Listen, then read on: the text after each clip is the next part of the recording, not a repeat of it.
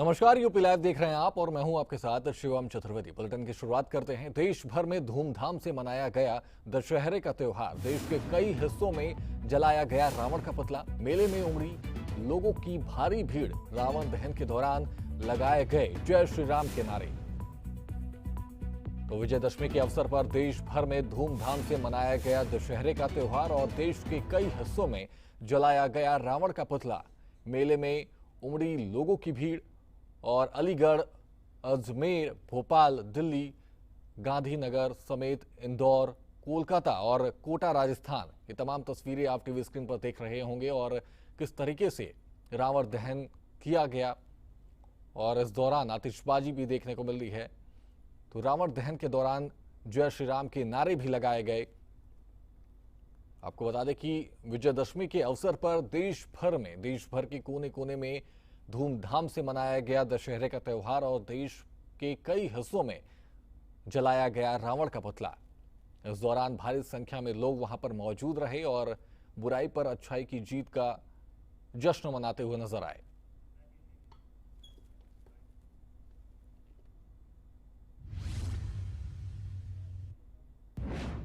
महात्मा गांधी और पूर्व प्रधानमंत्री लाल बहादुर शास्त्री की जयंती पर मुख्यमंत्री योगी आदित्यनाथ ने दोनों महान विभूतियों को भावभीनी श्रद्धांजलि अर्पित की। सीएम ने उनके चित्र पर पुष्पांजलि कर उनके अविस्मरणीय योगदान को याद किया। साथ ही विजयदशमी के अवसर पर गोरखनाथ मंदिर में विशेष पूजा अर्चना भी की। ये रिपोर्ट देखिए।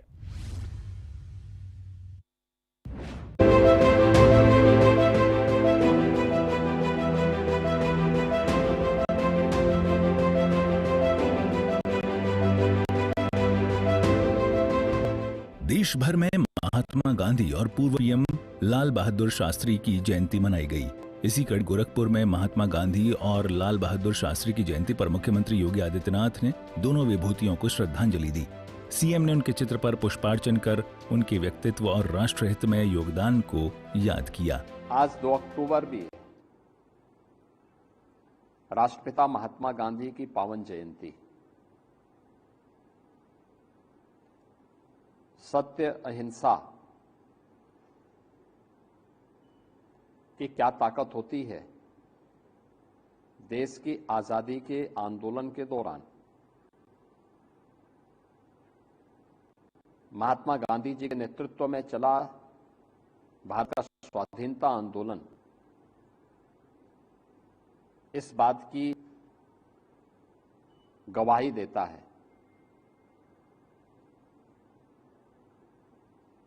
पूरी दुनिया के लिए यह शोध और उत्सुकता का कारण भी बना हुआ है कि क्या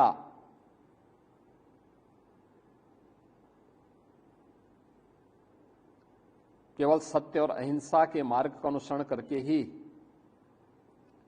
आजादी पाई जा सकती है। लेकिन भारत ने वह करके दिखाया। यही नहीं,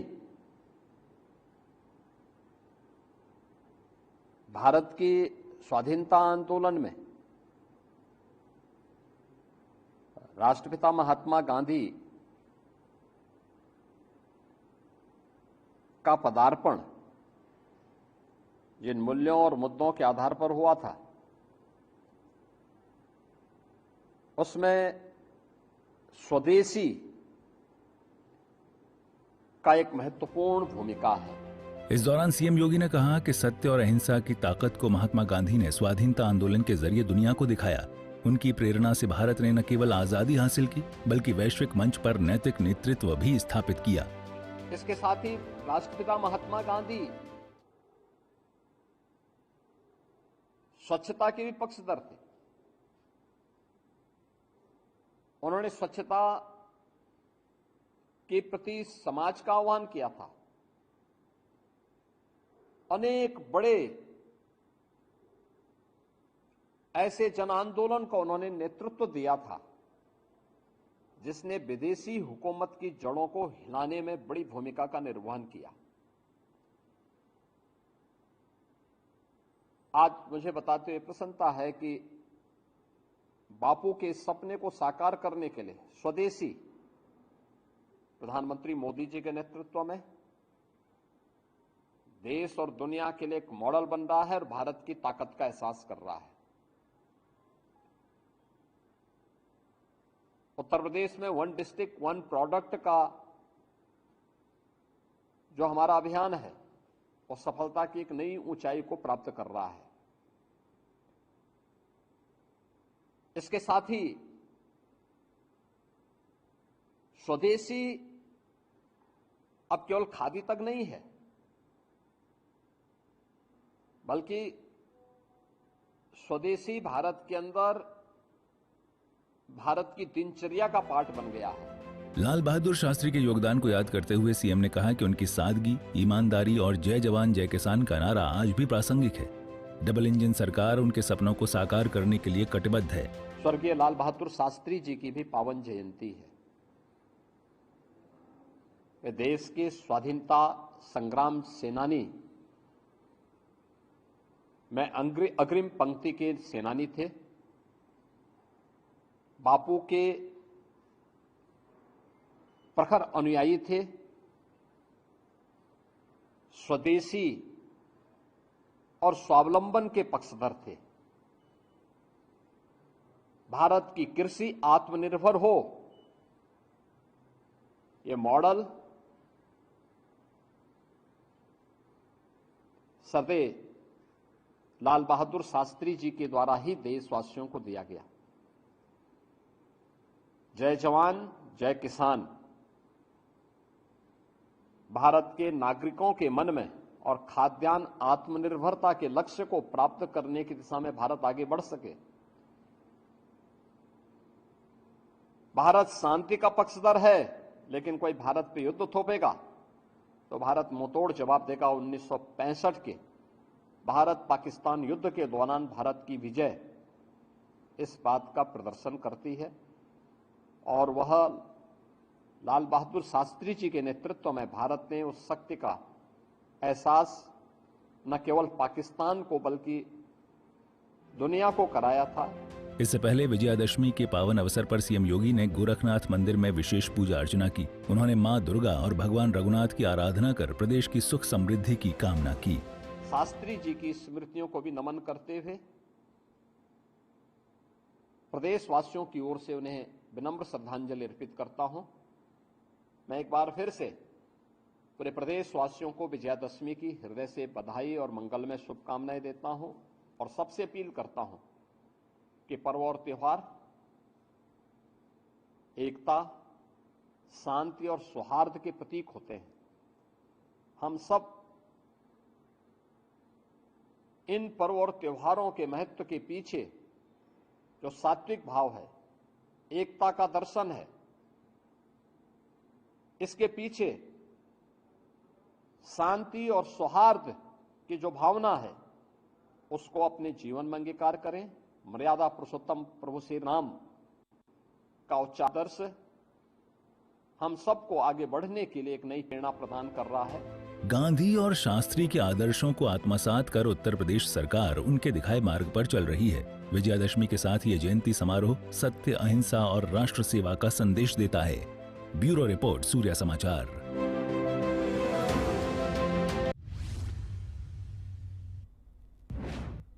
वहीं गांधी जयंती के पावन अवसर पर उत्तर प्रदेश के उप मुख्यमंत्री ब्रजेश पाठक लखनऊ स्थित गांधी आश्रम पहुंचे। इस दौरान डिप्टी सीएम ने राष्ट्रपिता महात्मा गांधी को पुष्पांजलि अर्पित कर उनके स्वतंत्रता संग्राम और सत्य अहिंसा के योगदान को याद किया। स्वच्छता ही सेवा अभियान के तहत उन्होंने आश्रम परिसर में श्रमदान भी किया। यह रिपोर्ट देखिए।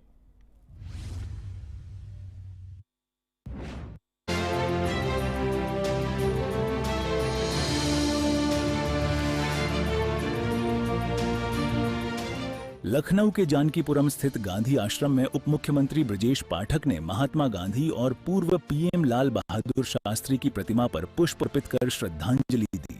उन्होंने कहा कि सत्य, अहिंसा और स्वच्छता के सिद्धांत आज भी प्रासंगिक हैं। डिप्टी सीएम ने गांधी जयंती को स्वच्छता ही सेवा अभियान के रूप में मनाते हुए आश्रम परिसर में दीवारों की सफाई, पेंटिंग और वृक्षारोपण किया।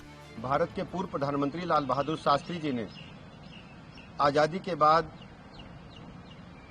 जब देश के प्रधानमंत्री बने तो शुचिता, पारदर्शिता और किस ढंग से भारत के सर्वोच्च पद पर रहकर भी सामान्य जीवन जिया जा सकता है, आज भी हम पूज्य लाल बहादुर शास्त्री जी के विचारों से, उनके पुस्तकों को पढ़कर के जान पाते हैं। भारत के सर्वोच्च पद पर रहने के बावजूद भी उन्होंने कभी अपने अंदर इतने बड़े पद की अपने ऊपर हावी नहीं होने दिया। हमेशा वो जनता से जुड़ करके रहे और एक समय आया था जब देश पर विपत्ति आई थी, अकाल पड़ा था, तो उन्होंने देश के लोगों को नारा दिया था कि हम एक समय भूखे रहकर भी काम कर सकते हैं और देश ने उनकी बात को माना था। उन्होंने नारा दिया था, जय जवान जय किसान, यानी हमें युद्ध भी लड़ना है और किसानों को मजबूती भी देनी है। शुचिता, पारदर्शिता के प्रतिमूर्त पूर्व प्रधानमंत्री लाल बहादुर शास्त्री जी की स्मृतियों को हम सब नमन करते हैं उत्तर प्रदेश सरकार की तरफ से। ब्रजेश पाठक ने बताया कि प्रधानमंत्री नरेंद्र मोदी के आह्वान पर पूरे देश में गांधी जयंती से ठीक पहले से स्वच्छता मिशन तेज हो गया है। लखनऊ में बड़ी संख्या में कार्यकर्ता जुटे हैं। उन्होंने युवाओं से अपील की कि बापू के सपनों को साकार करने के लिए स्वच्छ भारत अभियान में सक्रिय भागीदारी करें। पूज्य बापू ने आजादी की लड़ाई में जो अहम योगदान भारतवर्ष में दिया, जो अहिंसा के मूवमेंट को उन्होंने दुनिया के समक्ष एक नए विचार के रूप में प्रस्तुत किया, आज भी उनके विचारों को प्रासंगिक मानते हुए दुनिया में जितने भी संघर्ष होते हैं, तो हर संघर्ष में, हर युद्ध में पूज्य बापू को सब याद करते हैं कि महात्मा गांधी जी ने जो अहिंसा का संदेश मानवता को देने का काम किया था, हम सबको उस रास्ते पर चल करके अपने अपने बीच में बुराइयां समाप्त करके, लड़ाइयां समाप्त करके समाज को आगे बढ़ाने के लिए काम करना चाहिए। पूज्य बापू ने यह भी कहा था कि देश को तो आजादी मिल जाएगी, हमें स्वच्छता की ओर आगे बढ़ना होगा और स्वदेशी मूवमेंट को आगे बढ़ाना पड़ेगा। आज हम सब जानते हैं, जिस गांधी भंडार में, खादी भंडार में हम सब एकत्र हुए, पूज्य बापू जी की देन है। उन्होंने गांव की महिलाओं को, निर्बलों को, ऐसे लोग जिनको जीवन यापन में कठिनाई आती थी, उनको स्वदेशी मूवमेंट से जोड़ करके उनको रुई कपास के माध्यम से वस्त्र बुनने के लिए तैयार किया और यह मूवमेंट इतना बड़ा मूवमेंट बनकर के खड़ा हुआ, पूरी दुनिया आज उसका अनुसरण कर रही है। आज हम कह सकते हैं, पूज्य महात्मा गांधी जी के विचारों को, उनके सिद्धांतों को जन जन तक पहुंचाने के लिए माननीय प्रधानमंत्री नरेंद्र मोदी जी ने सबसे पहले 2014 के बाद से स्वच्छता मिशन को आगे बढ़ाने का काम किया। पूज्य बापू ने विरोध किया था कि सर पर मैला ढोने की जो प्रक्रिया, प्रथा है, उसे समाप्त किया जाना चाहिए, लेकिन आजादी के 75-78 वर्ष के बाद भी ये सपना बापू का पूरा नहीं हो सका। लेकिन आदरणीय प्रधानमंत्री नरेंद्र मोदी जी ने देश के सभी लोगों को शौचालय देकर के इस बापू के इस मिशन को पूरा करने का जो काम किया है, हम उत्तर प्रदेश के निवासियों की तरफ से आदरणीय प्रधानमंत्री नरेंद्र मोदी जी का आभार प्रकट करते हैं। गांधी जयंती पर उप मुख्यमंत्री का यह कदम गांधीवादी विचारधारा को मजबूत करने का प्रतीक है। यूपी सरकार बापू के आदर्शों पर चलते हुए विकास और स्वच्छता के नए आयाम गढ़ रही है। ब्यूरो रिपोर्ट, सूर्या समाचार।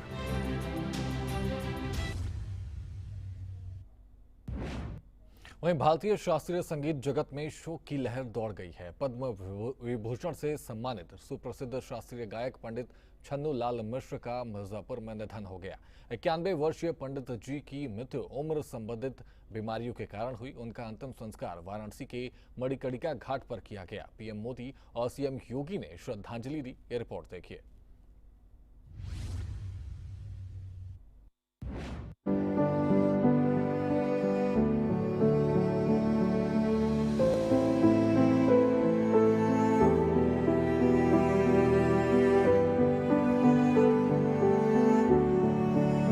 आजमगढ़ के हरिहरपुर गांव में 3 अगस्त 1936 को जन्मे पंडित छन्नू लाल मिश्रा ने किराना घराने के उस्ताद अब्दुल करीम खान और बनारस घराने की परंपरा को अपनी भावपूर्ण गायकी से नई ऊंचाइयां दी। ख्याल, ठुमरी, भजन और उपशास्त्रीय संगीत को जन जन तक पहुंचाया। खेले मसाने वाली होली और राग विराट जैसे एल्बम आज भी लोकप्रिय हैं। उन्हें सन 2000 में संगीत नाटक अकादमी, 2010 में पद्म भूषण और 2020 में पद्म विभूषण से सम्मानित किया गया। पंडित छन्नूलाल मिश्र जी आज हम सबके बीच नहीं रहे, ये भारत की अपूर्णीय क्षति है। शास्त्रीय संगीत के दुनिया में उनका बड़ा नाम था। उन्होंने भी पूरा जीवन भारत माता को समर्पित किया। मिर्जापुर से निकल करके बनारस घराने का नाम उन्होंने देश दुनिया में रोशन करने का काम किया। आज हम पंडित छन्नूलाल मिश्र जी के निधन पर उन्हें हृदय की गहराइयों से श्रद्धासुमन अर्पित करते, श्रद्धांजलि देते हैं, ईश्वर से प्रार्थना करते हैं। बीमार तो काफ़ी समय से चल रहे थे, करीब 12 दिन वो बीएचयू में आईसीयू में एडमिट थे। उससे पहले 2 दिन वो यही रामकृष्ण मिशन हॉस्पिटल में एडमिट थे। बीएचयू से आने के बाद भी उनको 2 दिन हम लोगों ने सुपरविजन में रखा था, रामकृष्ण मिशन में ही। और सभी जगह डॉक्टर्स ने यही कहा कि मतलब बहुत ज़्यादा फ़ायदा नहीं होना है, एज रिलेटेड प्रॉब्लम्स बहुत बढ़ गई हैं। तो यहाँ आईसीयू में हॉस्पिटल में रखने से उनको मतलब इन्फेक्शन का डर है, तो इसलिए उन्होंने कहा कि आप लोग घर पे लेके जाइए, वहीं पे सेवा करिए। तो यही हम लोगों ने पूरी हॉस्पिटल जैसी व्यवस्था कर दी थी, बाईपैप, ऑक्सीजन और डॉक्टर्स की पूरी टीम यहाँ पे थी। पद्म विभूषण पंडित छन्नूलाल मिश्रा जी के आज प्रातः मिर्ज़ापुर में उनके आवास में मृत्यु हुई है। लंबे समय से वो बीमार चल रहे थे। वर्तमान में उनका पार्थिव शरीर यहाँ बनारस में उनके सिगरा में जो आवास है वहाँ पर है और बड़ी संख्या में बनारस वासी आकर अपनी श्रद्धांजलि व्यक्त कर रहे हैं। इस दुखद समय में शोकाकुल परिवार के साथ सभी बनारस वासी, पूरा देश साथ में है। साथ में जिला प्रशासन, पुलिस, सब लोग उनके सहयोग में यहाँ पर हैं। गार्ड ऑफ ऑनर की यहाँ व्यवस्था रखी गई है। जो सायं मणिकर्णिका घाट पे दाह संस्कार होगा, उस दौरान भी पुलिस प्रशासन लगातार परिवार के साथ रहेगा। 3 सप्ताह पहले 11 सितंबर को माइनर अटैक के बाद बीएचयू के सरसुंदरलाल अस्पताल में भर्ती हुए। चेस्ट इन्फेक्शन और खून की कमी की शिकायत थी। 27 सितंबर को छुट्टी मिलने पर बेटी नम्रता मिश्रा ने मिर्जापुर ले जाकर ओंझला पुल के रामकृष्ण सेवा मिशन चिकित्सालय में भर्ती कराया। एक अपूर्णीय क्षति है, बहुत बड़ी क्षति आप कह सकते हो। काशी ने आज अपने उस बेटे को खोया है जो संगीत की गायन विभाग में एक बहुत बड़ा नाम था। भारत सरकार भी उनको लगातार सम्मानित करती रही, पद्म विभूषण जैसा सम्मान दे के काशी ने उनके नाम को दुनिया में अजर अमर किया है। तो मुझको लगता है कि ये आज एक बनारसी व्यक्ति को, जो संगीत का साधक भी हो और खाटी बनारसी भी हो, कभी दिखावा नहीं, कोई एकदम बिना लाग लपेट के अपनी बात कहना, जहाँ कह देते थे लोग वहीं गाने लगते थे। कभी इस बात का कहीं कोई बुला दे, कोई सम्मान देता था तो वो चले जाते थे और वो सदैव जीवन भर प्रयासरत थे कि उनकी ये विदा नई पीढ़ी में और दूर तक जाए। उनकी आने वाली जनरेशन की वो सदैव चिंता करते थे, कैसे ऐसे लोग पैदा हों, कैसे ऐसी नई फौज खड़ी हो जो उनकी इस विधा को बहुत बुलंदियों पर ले जाए। तो जहाँ से उन्होंने इस चीज को छोड़ा है, अपनी गायन की विधा को, शास्त्रीय संगीत की इस विधा को, उसको शायद उनके योग्यतम शिष्यों ने बहुत आगे ले जाना है, ऐसा मेरा मानना है। कोरोना काल में 2021 में पत्नी माणिक रानी मिश्रा और बेटी संगीता मिश्रा का निधन हो गया था। अच्छी बेटी नम्रता ने निधन की सूचना दी। पुत्र रामकुमार मिश्रा दिल्ली से सड़क मार्ग से वाराणसी पहुंच रहे हैं। पार्थिव शरीर सुबह 11 बजे तक काशी लाया जाएगा, जहां श्रद्धांजलि दी जाएगी। पीएम मोदी ने कहा कि पंडित जी उनके 2014 नामांकन के प्रस्तावक थे। उनका स्नेह सदैव प्राप्त रहा। सीएम योगी ने शास्त्रीय संगीत की अपूरणीय क्षति बताया। संगीत जगत में एक युग का अंत उनके शिष्यों और प्रेमियों के लिए ये अपूरणीय क्षति है। ब्यूरो रिपोर्ट, सूर्या समाचार।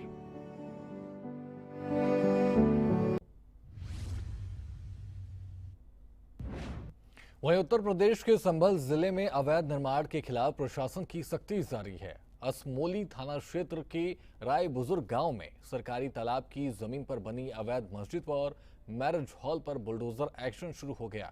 दशहरे के दिन चली इस कार्रवाई के दौरान इलाके को पुलिस छावनी में बदल दिया गया, जबकि मस्जिद कमेटी को 4 दिन की मोहलत दी गई है। डीएम और एसएसपी समेत भारी फोर्स मौके पर तैनात है। ये रिपोर्ट देखिए।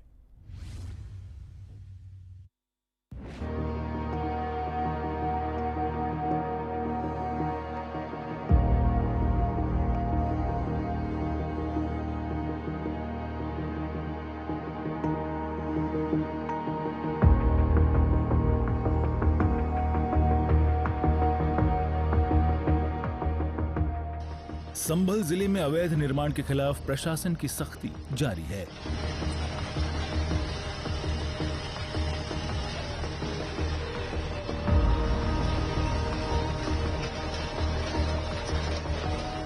असमोली थाना क्षेत्र के राय बुजुर्ग गांव में सरकारी तालाब की जमीन पर बनी अवैध मस्जिद और मैरिज हॉल पर बुलडोजर एक्शन शुरू हो गया है। कार्रवाई सुबह 11 बजे शुरू हुई जो देर शाम तक चली। मस्जिद की इंतजामिया कमेटी ने जिला प्रशासन से मोहलत की मांग की, जिस पर 4 दिन का समय दे दिया गया। इस दौरान कमेटी खुद मस्जिद ध्वस्त करेगी। प्रशासन ने स्पष्ट किया कि कार्रवाई किसी समुदाय के खिलाफ नहीं बल्कि सरकारी जमीन की रक्षा के लिए है। पूरे जनपद में लगातार अतिक्रमण के विरुद्ध कार्रवाई हो रही है और हमने धारा 67 के अंतर्गत जो गाटा संख्या 691 है उसकी 2310 वर्ग मीटर लैंड जो तालाब की भूमि है, जिसपे एक बहुत बड़ा मैरिज पैलेस बन रखा है, तो इसके ध्वस्तीकरण का आदेश तहसीलदार ने लगभग 1 महीने पहले दिया था।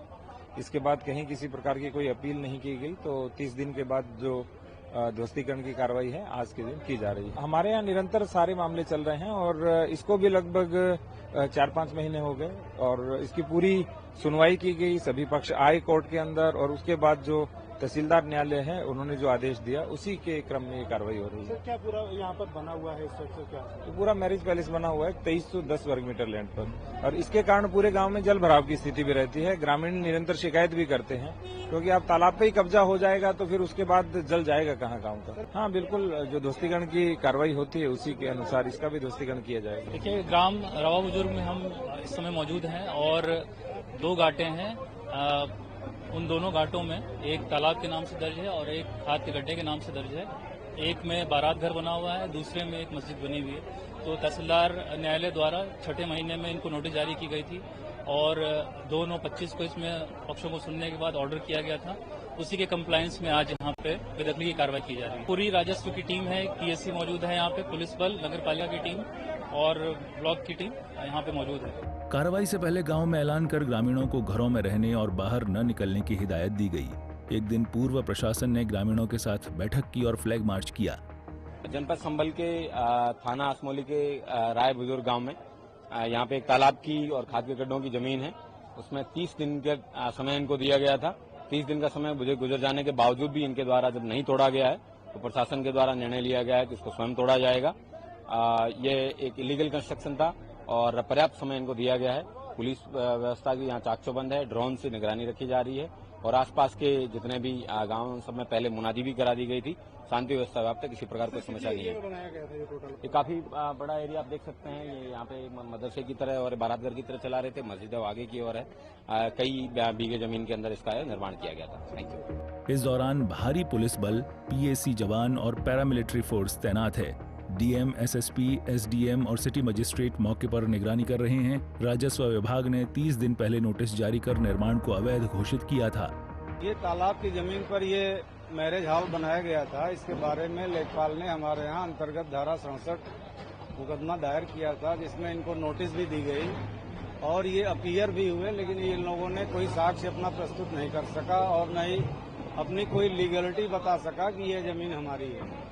सर, कब से आपको जानकारी हुई? कितना कोर्ट में चला आपका मामला? हमने 1 महीना पहले ही इसमें बेदखली का आदेश पारित कर दिया था और बीच में आप लोग भी उपस्थित थे, उसमें इसकी निशानदेही भी कराई गई, लेकिन फिर भी इन लोगों के पास कोई साक्ष्य नहीं था, इसलिए इन लोगों ने एक्सेप्ट कर लिया कि हमारा कंस्ट्रक्शन गलत है। संभल में ये एक्शन अवैध कब्जे के खिलाफ जीरो टॉलरेंस नीति का हिस्सा है। प्रशासन ने शांति बनाए रखने पर जोर दिया ताकि संवेदनशील स्थिति में कोई हिंसा न हो। यूपी में अतिक्रमण हटाओ अभियान तेज है। ब्यूरो रिपोर्ट, सूर्य समाचार।